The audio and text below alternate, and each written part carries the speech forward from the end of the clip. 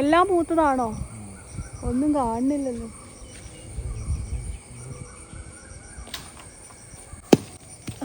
എവിടെ?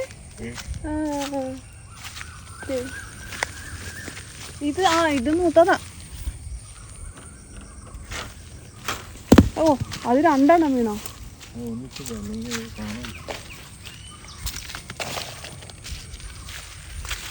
ഇത് പക്ഷെ ചുമന്നാണല്ലോ ഇനിഷ്യലി വന്നെ.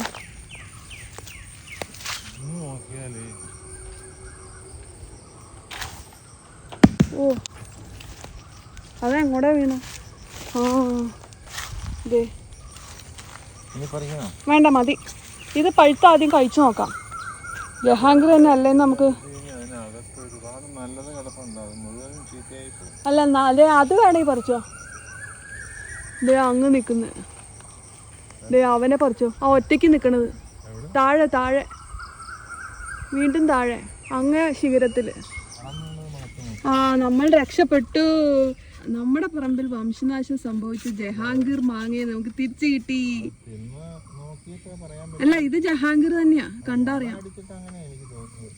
മണം എനിക്ക് ജഹാംഗീറിന്റെ ഓർമ്മയില്ല. ആ, ഇത് ജഹാംഗീർ തന്നെയാ, ശരിയാ. കാരണം നേരിയ ഒരു മെമ്മറിയിൽ എനിക്കുണ്ട്. അപ്പൊ ഇത് ജഹാംഗീർ തന്നെയത്, സംഭവം ജഹാംഗീർ. ആ, അതെ, ഇതിന്റെ ഉള്ളിലെ യെല്ലോ സ്കിന്നാ, അല്ല യെല്ലോ ഫ്ലഷാ. ഇത് ജഹാംഗീർ തന്നെയാ, കാരണം യെല്ലോ ഫ്ലഷാ അതിന്റെ അകത്ത്. അത് ഭയങ്കര ഭാഗ്യമായല്ലോ. ഇനിയില്ല. ആ ഒറ്റയ്ക്ക് നിൽക്കുന്നത് നിങ്ങളുടെ പറിച്ചോ. ഇത് ആ ഒറ്റയ്ക്ക് നിൽക്കുന്നത്. ആ, അത് തന്നെ.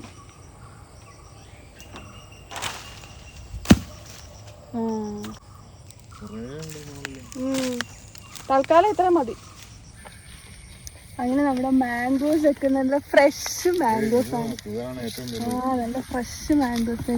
ജഹാംഗീർ എന്നാണ് ഇതിന്റെ പേര്. ഇവനും വലുതാ. അതെ, ഇവൻ നല്ല ബിഗോ. മണാണ് കണ്ടോ? നല്ല മണ കേട്ടോ. ഉള്ളിലേക്കാണ് ഇടണേ. ആ, അവന് നല്ല ചുവന്നാണല്ലോ പക്ഷെ ഇവന് ഇരിക്കണേ. ആ, നമുക്ക് വംശനാശം വന്ന മാവാണിവൻ.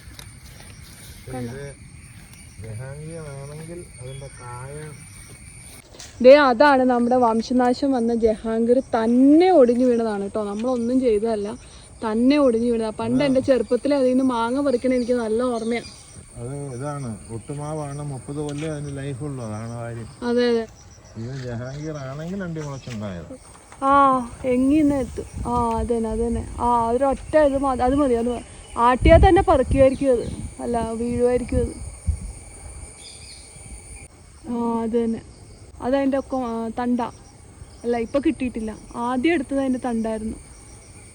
അല്ലെങ്കിൽ ഒന്ന് തട്ടി നോക്കിയാൽ അപ്പോൾ വീഴും താഴേക്ക്. പഴുത്ത് കിടക്കണല്ലേ. ആ, അത് തന്നെ. ആ, ഇത് നമുക്ക് കഴിക്കാനല്ല കേട്ടോ, എന്ത് മാങ്ങയാണെന്ന് അറിയാൻ വേണ്ടിയിട്ടാണ്. ജഹാംഗീർ ആണെങ്കിൽ നമുക്കിത് കണ്ടാൽ അറിയാം. അപ്പോൾ അത് കൺഫേം ചെയ്യാൻ വേണ്ടിയിട്ടാണ്.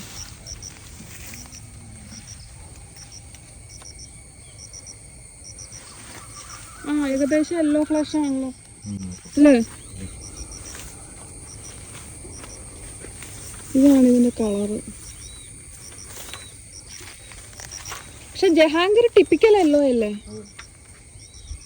ഇത് അത്ര യെല്ലോ അല്ല അല്ലേ?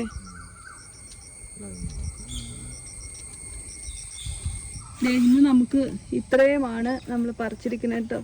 നമ്മളിന്നെടുത്ത വിളവെടുപ്പ് കണ്ടോ?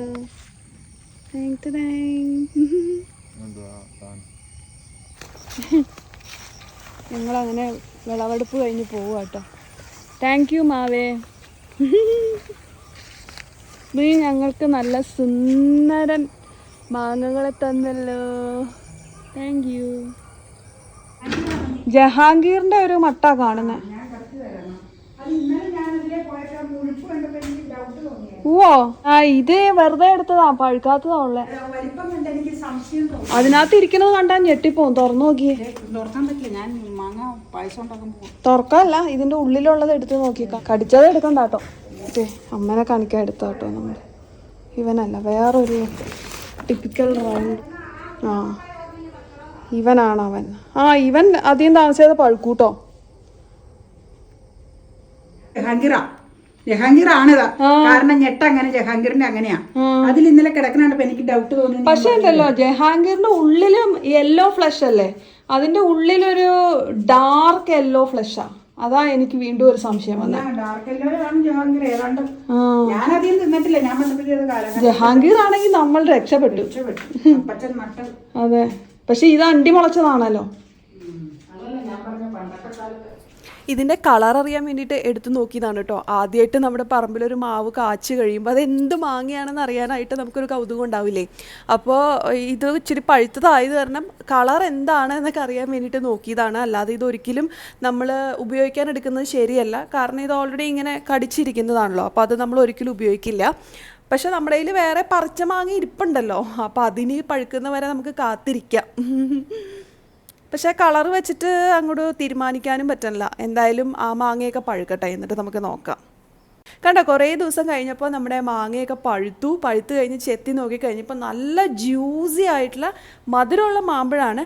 പക്ഷേ ഇത് ജഹാംഗീർ ആണ് എന്നുള്ള കാര്യത്തിൽ ഒരു കൺഫ്യൂഷൻ ഉണ്ട്. കാരണം നമ്മുടെ ഇവിടെ ഉണ്ടായിരുന്ന ജഹാംഗീർ മാങ്ങ എന്ന് പറഞ്ഞാൽ അത് പഴുത്ത് കഴിഞ്ഞാൽ നല്ല പെയിൽ യെല്ലോ കളറായിരിക്കും. പക്ഷേ ഈ മാമ്പഴത്തിന് ഒരു ഡാർക്ക് ഓറഞ്ചിഷ് കളറാണ് വന്നിട്ടുള്ളത്.